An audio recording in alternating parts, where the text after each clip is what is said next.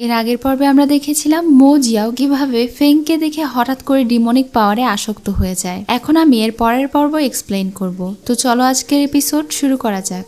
শুরুতেই দেখি মো জিয়াও হঠাৎ করে ডিমনিক পাওয়ারের কন্ট্রোলে চলে আসে। এটা দেখে তার মাস্টার অনেক অবাক হয়ে যায়। এদিকে আমরা ফেংকে দেখি যে পাহাড় থেকে পড়ে গিয়েছিল। ফেং পাহাড় থেকে পড়ে যাওয়ার পরেও মারা যায়নি, বরং ইউয়ান তাকে উদ্ধার করে নিয়ে যায়। অন্যদিকে মাস্টারকে দেখি সে তার প্রাসাদে ফিরে গিয়েছিল মো জিয়াওকে নিয়ে। মো জিয়াওয়ের চারিদিক থেকে অনেক বেশি শয়তানি পাওয়ার বের হচ্ছিল। মাস্টার নিজের সমস্ত পাওয়ার দিয়ে মো জিয়াওয়ের সমস্যাটি দূর করে, এমনকি তিনি নিজের কাল্টিভেশনের সমস্ত পাওয়ার তাকে দিয়ে দিচ্ছিলেন। তখনই সেখানে একজন এসে মাস্টারকে বাধা দিয়ে বলে এটা যেন তিনি না করেন, কারণ এটা তার সারা জীবনের কাল্টিভেশনের অংশ। কিন্তু মাস্টার তাকে 8 বছর আগের কাহিনী বলে, যখন ডিমনেরা মিলেনিয়াম পাথর নেওয়ার জন্য অ্যাটাক করেছিল, তখন সেই মিলেনিয়াম পাথরে একটু ফাটল ধরেছিল, আর সেটা থেকে ডিমনিক পাওয়ার বের হয়েছিল, যেটা ব্যবহার করে ডিমনেরা আস্তে আস্তে শক্তিশালী হচ্ছে। কিন্তু তাদেরকে বাধা দেওয়ার জন্য একজনকে দরকার। এটা বলেই তিনি তার সমস্ত শক্তি ওই ছেলেটার মধ্যে ট্রান্সফার করে দেন আর বলেন আমার সময় এমনিতেও ফুরিয়ে এসেছে। এই ছেলেটির পাওয়ার যেন লিক না হয় এবং পরবর্তীতে সে যেন ধ্বংস বয়ে নিয়ে না আসে, সেটাই আমি তাকে শেখাবো। তাকে মুনলাইট টেকনিক শেখাবো। সে হবে তোমাদের পরবর্তী গাইড। আমাদের এই মাউন্টেনকে সেই রক্ষা করবে এবং ভবিষ্যতে মিলেনিয়াম পাথরও সে রক্ষা করবে। এসব কিছু বলে মাস্টার মো জিয়াওকে সব টেকনিক আয়ত্ত করা শেখাতে শুরু করে। মো জিয়াও প্রতিদিন তার মাস্টারের কথা মতো মুনলাইট টেকনিক শিখতে থাকে, আর একই সাথে সে এখনো ফেংকে ভুলেনি। সে এখনো ফেংয়ের দেওয়া সেই পাখির বাচ্চাটাকে নিয়েই ঘুমায়। যখন সে মুনলাইট টেকনিক পুরোপুরি আয়ত্ত করে ফেলে, তখন তার মাস্টার মারা যায়। এভাবেই সে আড়ালে 10 বছর ধরে সেখানে প্র্যাকটিস করতে থাকে। 10 বছর পার হয়ে যায়। তখন আমরা সেই লোকটাকে দেখতে পাই যাকে মাস্টার সবকিছু বলে গিয়েছিল। সেই লোকটা একটা খবরের মাধ্যমে জানতে পারে ফাইনালি তাদের সেই দিন চলে এসেছে। আজকে তাদের এই 4টা সেক্টর মাস্টারকে নির্বাচন করতে হবে, অর্থাৎ মো জিয়াওকে তারা নির্বাচন করবে। এজন্য সে 4টা সেক্টর যে চিফ আছে তাদের সবাইকে খবর দেয়। সেই মাউন্টেনে থাকা সকল চিফ মাস্টারগুলো এবং তাদের শিষ্যরা সেখানে পৌঁছে যায়। এখানে আমরা একটা দুষ্টু ছেলেকে দেখি। সে পোকামাকড়কে তাড়া করে বেড়াচ্ছিল, কিন্তু তার বান্ধবী তাকে বাধা দেয়। এজন্য সে বেশ রেগে যায়। যাই হোক, এখানে এখন মাস্টার বিশাল বড় একটা তরোয়াল নিয়ে হাজির হয়, যেটা খুবই শক্তিশালী ছিল আর তাদের আগের মাস্টারের ছিল। এটা হলো মুনলাইট ব্লেড তরোয়াল। এখন তিনি এটা হাওয়ায় ছুড়ে দেন, কারণ এটাই তার মাস্টারকে নির্বাচন করে নেবে। সেখানে থাকা সবার তরোয়াল কাঁপতে শুরু করে।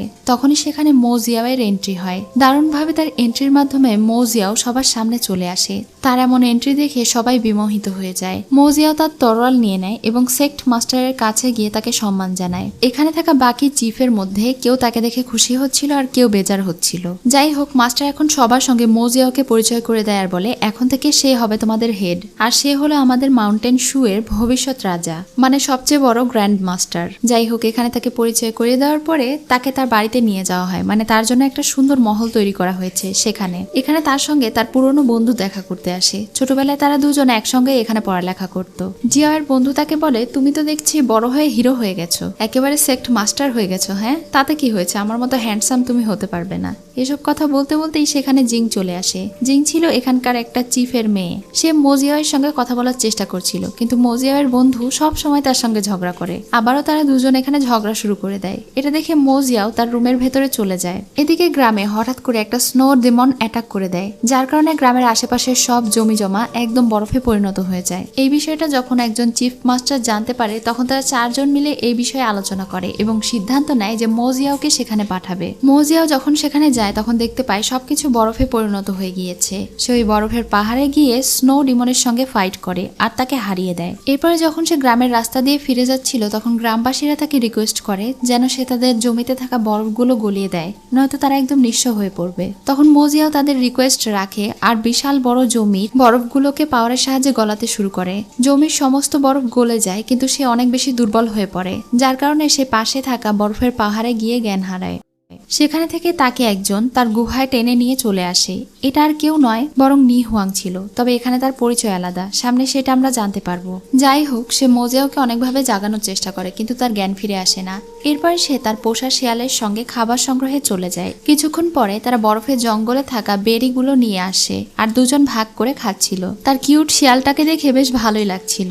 যাই হোক, কিছুক্ষণের মধ্যে মো জিয়াওয়ের জ্ঞান ফিরে আসে, কিন্তু সে কোনো কথাও বলতে পারছিল না আর নড়াচড়াও করতে পারছিল না। তাই সে নিজেই অনেক অবাক ছিল। তখন সেই মেয়েটি তাকে আরো ভালোভাবে সুস্থ করার জন্য কিছু খাবার দেয়, যেটা সে উগলে দেয়। রাতে সে অনেক কষ্ট করে নিজেকে হিল করে, কিন্তু সেই মেয়ে আর শিয়ালের আসার আওয়াজ পেয়ে আবারও শুয়ে থাকার ভান করে। করে। সেই মেয়েটি এবং তার শিয়াল দুজন মিলে বরফ খাচ্ছিল আর বলছিল ফলটা খুবই সুস্বাদু। এটা দেখে মৌজিয়া বলে, কিন্তু এটা তো কোনো ফল নয়, এটা তো বরফ। তখন মেয়েটি বলে, আমরা এভাবেই ক্ষুধা নিবারণ করি, আজকে আমরা কোনো ফল পাইনি, তাই না খেয়ে থাকার থেকে বরফ খাওয়া ভালো। এটা শুনে তার অনেক খারাপ লাগে। সে বলে, আমি গ্রাম থেকে তোমাদের জন্য খাবার নিয়ে আসছি। এটা বলেই মৌজিয়াও চলে যায়। পরদিন সকালে সে খাবার নিয়ে ফিরে আসে। এই খাবার খেয়ে তো তার খুবই ভালো লাগে, তবে সে এই খাবার তার শিয়ালকে দিতে চাইছিল না, কারণ একবার এটা খাওয়ার অভ্যস্ত হয়ে গেলে তাদের আর জঙ্গলের ফল পছন্দ হবে না। যাই হোক, মৌজিয়াও তাকে তার সঙ্গে করে বাহিরে নিয়ে যেতে চায়, কিন্তু সে বলে, আমি যাব না, কারণ আমি গ্রামের সাধারণ মানুষদের মতো নই। এটা শুনে মৌজিয়া বলে, ঠিক আছে, তাহলে তোমাদেরকে বিদায়, আর অনেক ধন্যবাদ আমাকে বাঁচানোর জন্য।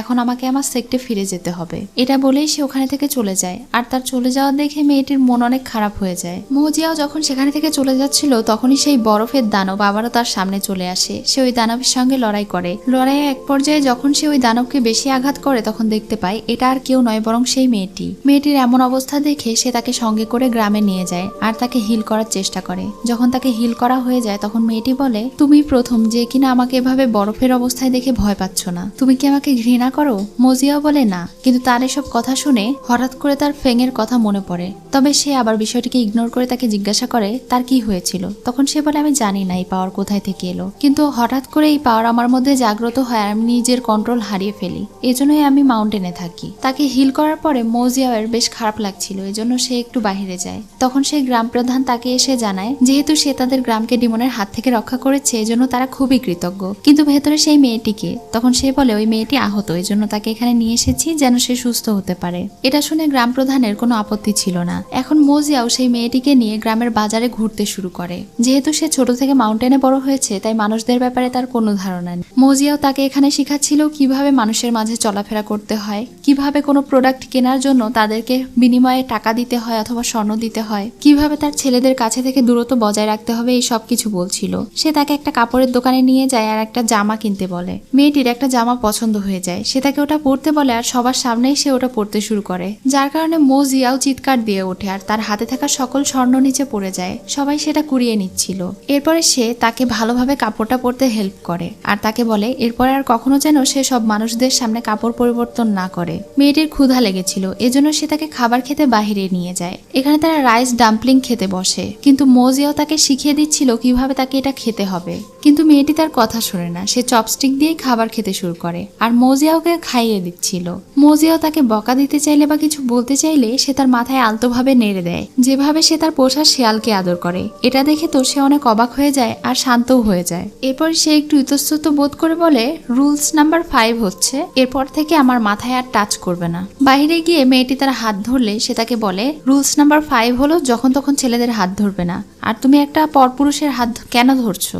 এরপর থেকে কোনো কিছু ধরতে হলে আমার কাপড় ধরবে, হাত ধরবে না। এরপরে সে তাকে একের পর এক রুলস বলেই যাচ্ছিল, কিন্তু মেয়েটি তার কথায় পাত্তাই দিচ্ছিল না। লাস্টে সে রেগে গিয়ে বলে, তুমি আমাকে একটু রাইস বল খাইয়েছো আর জামা কাপড় কিনে দিয়েছো জন্য একের পর এক রুলস বলে যাচ্ছ, এবার আমার একটা রুলস শোনো, আমার জন্য কোনো রুলস হবে না। এটা বলে সে ওখানে থেকে চলে যায়। পরদিন সকালে মৌজিয়াও গ্রামের সর্দারের কাছে থেকে বিদায় নেয়, কারণ এখন তাকে তার মাউন্টেনে ফিরে যেতে হবে, আজ তিনি ফিরে যাবেন। এটা বলে সে ওই মেয়েটির সঙ্গে দেখা করতে যায়। তখন মেয়েটি তাকে ইমপ্রেস করার চেষ্টা করে, তাকে জিজ্ঞাসা করে আমাকে কি সুন্দর লাগছে। এটা দেখে তো সে অনেক অবাক হয়ে যায় আর তাকে দূরে ঠেলে দিয়ে বলে, তুমি এসব কি করছো? তখনই পেছনে থেকে একটা মহিলা এলে সে তাকে দেখিয়ে দিয়ে বলে, ওই মহিলাই তো আমাকে শিখিয়েছিল কিভাবে ছেলেদেরকে হাতের মুঠোতে রাখতে হয়। সে বলেছিল এটা করলে তুমি কখনো আমাকে ছেড়ে যাবে না। তখন মৌজিয়াও একটু অবাক হয়ে ওই মহিলাকে বলে, আপনি এসব কি শেখান? তখন মহিলাটি অনেক বেশি লজ্জা পায় আর তাকে সঙ্গে করে নিয়ে রাইস বল খেতে নিয়ে যায়। কিন্তু মৌজিয়াও যে তার কাছে থেকে বিদায় নিতে এসেছিল এটা তাকে বলাই হয় না। এরপর যখন সে বাড়ি ফিরে এসে জানতে পারে মৌজিয়াও তাকে রেখে চলে গিয়েছে, তখন সে অনেক বেশি অস্থির হয়ে ওঠে। সবাইকে বলতে থাকে সে তার কাছে যাবে,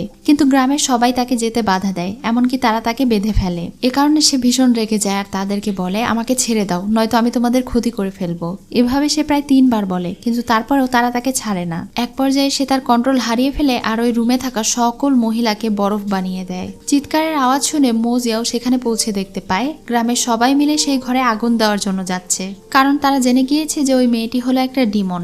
গ্রামের চিফ মৌজিয়াওকে বলে ওই বরফ ডিমনকে মেরে ফেলতে, কিন্তু সে বলে মেয়েটি কোনো অপরাধ করেনি। তারপরেও গ্রামের চিফ তার কথা শোনে না আর বলে, আপনি চিফ মাস্টার হয়ে একটা ডিমনকে নিজের সাথে রেখেছেন, কত লজ্জার একটা বিষয়। তাকে হয় আপনি মারুন, নয়তো আমরা মেরে ফেলবো। তখন সে বলে, ঠিক আছে আমি মারছি।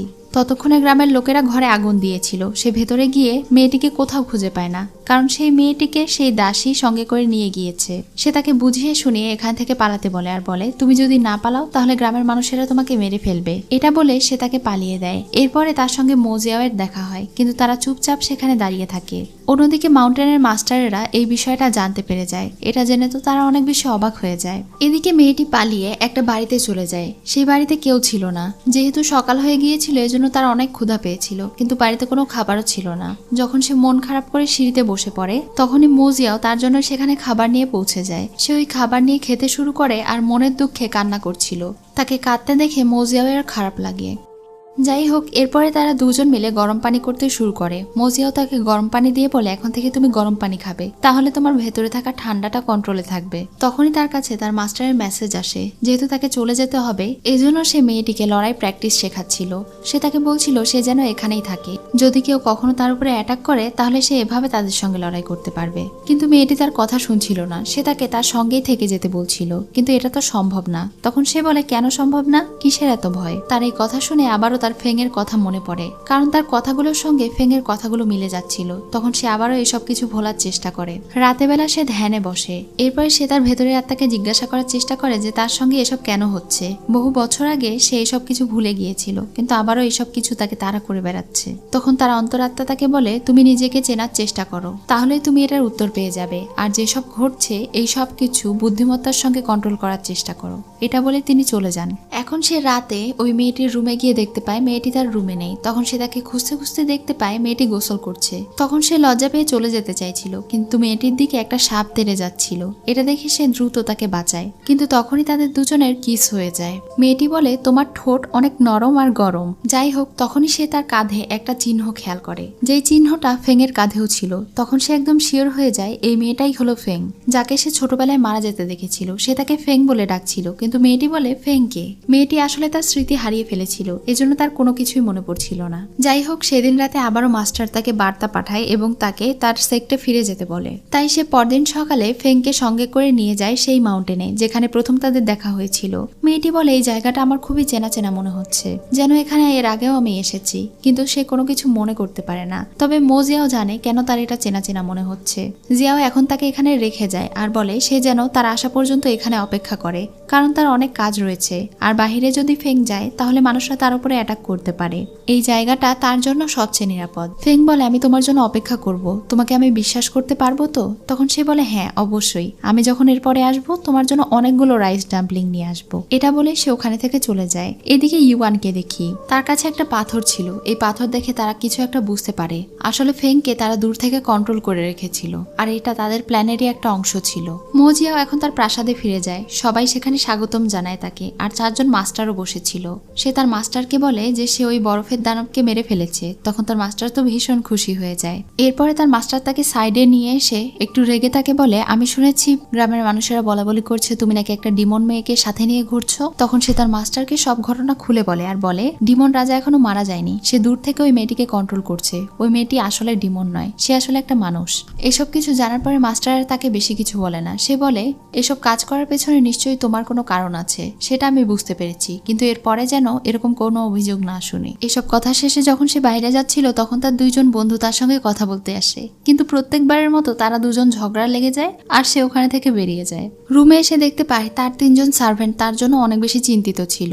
এজন্য সে ওই সার্ভেন্টদেরকে সান্ত্বনা দেয়। এরপরে সে তাদের মধ্যে একজনকে তার জন্য রাইস বল তৈরি করে নিয়ে আসতে বলে। আসলে প্রতিদিন ফ্রেঙ্গের সঙ্গে রাইস বল খেয়ে খেয়ে তারা অভ্যাস হয়ে গিয়েছে। কিছুক্ষণ পরে তার সঙ্গে তার বন্ধু দেখা করতে আসে, তার সঙ্গে অনেক গল্প করে। মো জিয়াওকে যখন রাইস বল খেতে দেওয়া হয় এটা দেখে তো সে অনেক অবাক হয়ে যায় আর বলে, আমি তো তোমাকে অনেক বছর থেকে এটা খেতে দেখিনি, এখন হঠাৎ এটা খাচ্ছ, মনে হচ্ছে তুমি বদলে গিয়েছো। তখন সে হেসে বলে, আরে না, কেন বদলাবো আমি। তার কাছে আমরা সেই পাখিগুলোকেও দেখতে পাই যেটা সে ছোট থেকে সামলে রেখেছে। এদিকে ফেংকে দেখি, সে তরোয়ালবাজি প্র্যাকটিস করছিল। এসব করতে করতে সে অনেক টায়ার্ড হয়ে যায়। তখনই মো জিয়াও তার জন্য রাইস বল নিয়ে আসে। আসলে সে এটা তৈরি করে নিয়েছিল তার জন্যই। ফেংকে ঘুমোতে যেতে দেখে সে তাকে বিছানায় নিয়ে যায়। তখনই তার সঙ্গে তার কিস হতেই যাচ্ছিল কিন্তু হয় না, এজন্য সে অনেক ঘাবড়ে যায়। কিন্তু ফেং তো এটাকে কিছুই মনে করে না। সে বলে আমি তোমার জন্য রাইস বল নিয়ে এসেছি। সে দৌড়ে রাইস বলের কাছে যায় আর এটা খেতে শুরু করে। একই সাথে মোজিয়াও তার জন্য যে পাখিগুলো নিয়ে এসেছিল সেই পাখিগুলো দেখে তো সে ভীষণ খুশি হয়ে যায়। সেই পাখিগুলো এসে তার কাঁধে বসে।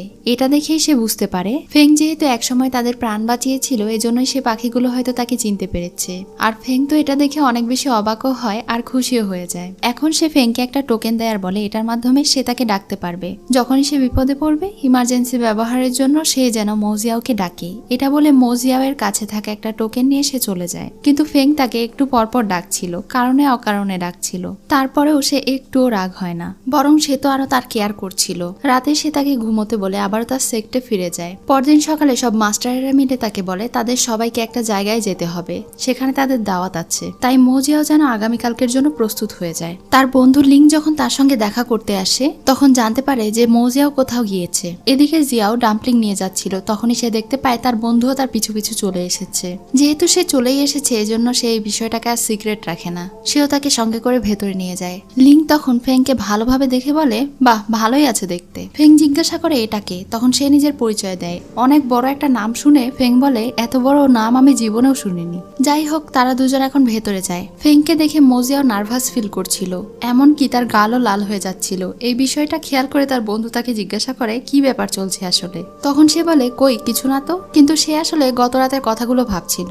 এখানে লিং যখন জানতে পারে এই টোকেন তার মাস্টার তাকে দিয়েছে তখন তো সে অনেক বেশি রেগে যায় আর বলে এটা তো আমি তোমাকে দিয়েছিলাম, আমার দেওয়া উপহার তুমি তাকে কেন দিয়েছো? ফেং বলে আমি এটা ব্যবহার করলে সমস্যা কি? তখন সে বলে অবশ্যই সমস্যা আছে। আর এখানে আজকের এপিসোড শেষ হয়ে যায়। সো ভিউয়ার্স আজকের এপিসোড তোমাদের কেমন লাগলো জানিও। নেক্সট এপিসোড আসা পর্যন্ত সবাই ভালো থেকো।